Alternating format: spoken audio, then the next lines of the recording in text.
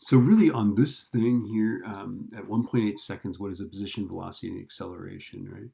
Okay, if we take a look here at 1.8 seconds, that's right here-ish, right? Okay, I should get that we should get something around 2.1246, around 2.6-ish, right? Maybe 2.8-ish, right? Somewhere in there for the position. The velocity should be some negative number. Okay, not a huge negative number, but it's going to be some negative number because this is a negative slope there. And my acceleration, since I've got a positive x, my acceleration should be down toward the equilibrium, right? So this guy should be negative. This guy should be negative. This should be some positive number. And we can just read this off the graph, right? Okay. Now, our supposed formula for this, right, is that the x is the opposite of x naught sine omega t, right? And we figured out that omega is about pi. And the reason for that is that our period here is about 2 seconds. Okay, so for example, 1.5 to 3.5 seconds is 2 seconds, right? Okay, and then we figured out that the amplitude here is about 4.5.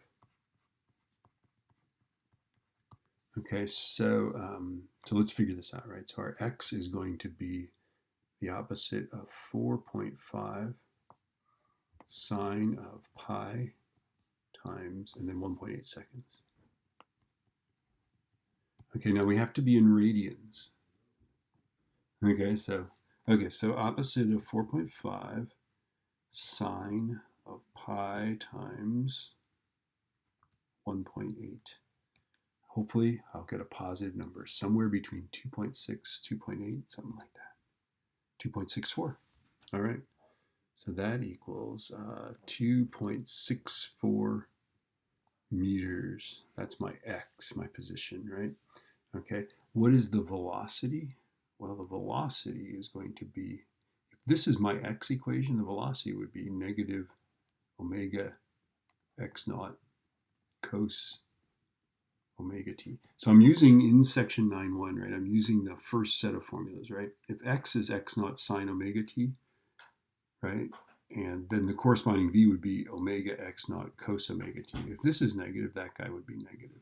Okay, so let's just plug this in. We're predicting, again, a negative value here because this slope is downward right there.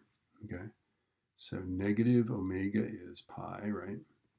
And then times 4.5 times cos pi times 1.8. Okay, we can do this. I can do this. The world needs us to do this. Okay, so the opposite of pi times 4.5 times cos of pi times 1.8 should be a negative number, negative 11.4.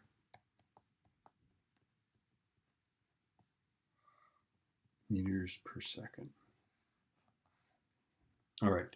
And then what is our acceleration? Well, our acceleration is going to be the opposite of omega squared x. And we know that this is x, right? So it's going to be the opposite of, and then omega is roughly pi squared, right? Times our x is 2.64. All right, so pi squared times the 2.64 that I just got.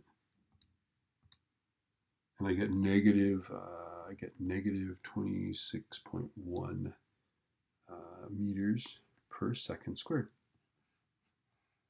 Okay.